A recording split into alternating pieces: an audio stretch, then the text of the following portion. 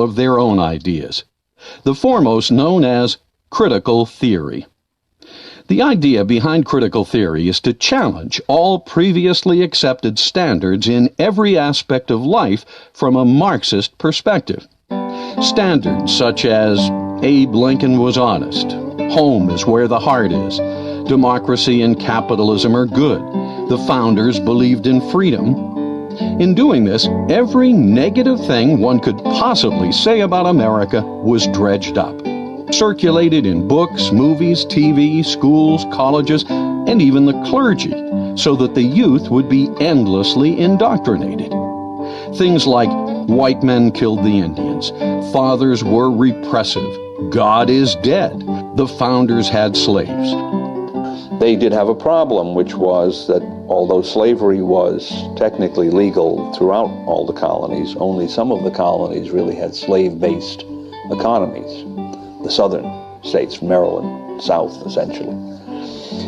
And therefore they had to deal with the practical problem of how could you integrate these states with the northern and middle colonies, middle states and northern states, in a way that would, as much as possible, unify them. So they had to make some kind of initial political compromises with the social institutions that existed in the southern states.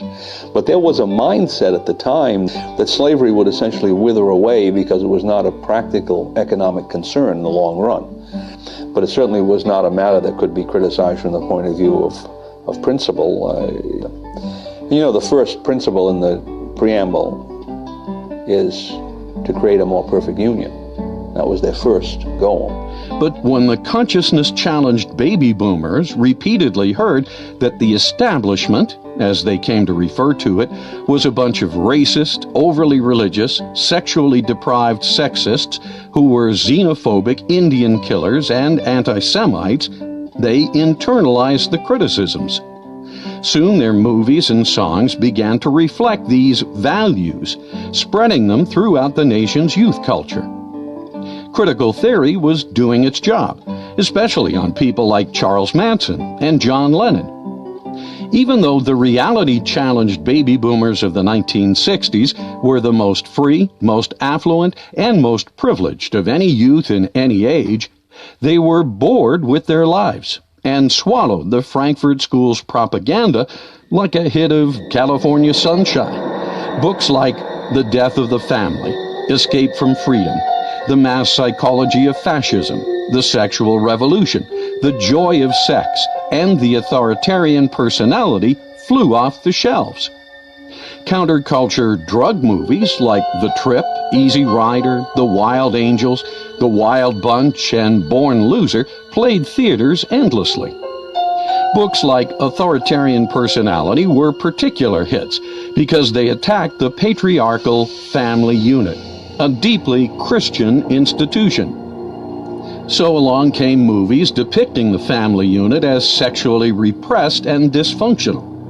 Movies like Battle of the Sexes, How to Handle Your Wife, Harold and Maude, The Graduate, Bonnie and Clyde, Carnal Knowledge, Bob and Ted and Carol and Alice, Boys in the Band, The Godfather, and Kramer versus Kramer instilled cultural pessimism about families. The basic unit of a family is where a male as a sex joins with a female as a sex, and they're able to work together to help each other. And by being able to work together to help each other, they perfect each other, they love each other, they care for each other. And in the process, they learn to love and perfect and care for others within the society. They become good citizens because they're good citizens within their own home, and that produces a society that loves each other. Marriage is a particularly Judeo-Christian institution. It was Jesus who instituted one man and one wife, forever shall become one flesh. By targeting the family unit, the cultural Marxists knew they could eventually destroy the middle class of the United States. Why? Because the family unit is the basic building block of the middle class. Destroy the middle class, and you eventually destroy the economic engine of the United States. Destroy the economic engine of the U.S. and its political structure, built on capitalism and the Constitution, crumbles. I just recently had some shares stolen from me on the stock market by our government, who seized 80% of Fannie Mae and Freddie Mac shares. I'm like, how could this happen? They seized, private property. The whole point of a socialistic society is to do four things. Marx talks about destroying the family, 2, destroying property, 3, destroying religion, and 4, destroying the nation. And what you end up with is the gulag, where the whole country becomes the Soviet Union. Yes, critical theory is diabolical genius. The cultural Marxist could accomplish what Marx, Lenin, Trotsky, and Stalin only dreamed of accomplishing.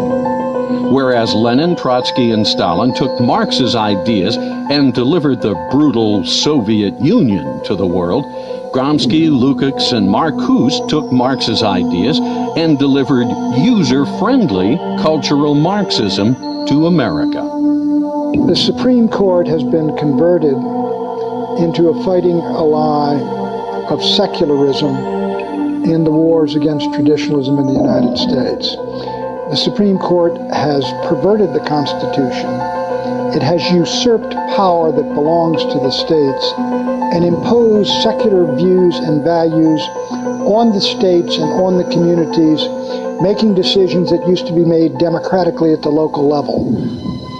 This time it seems Marx won.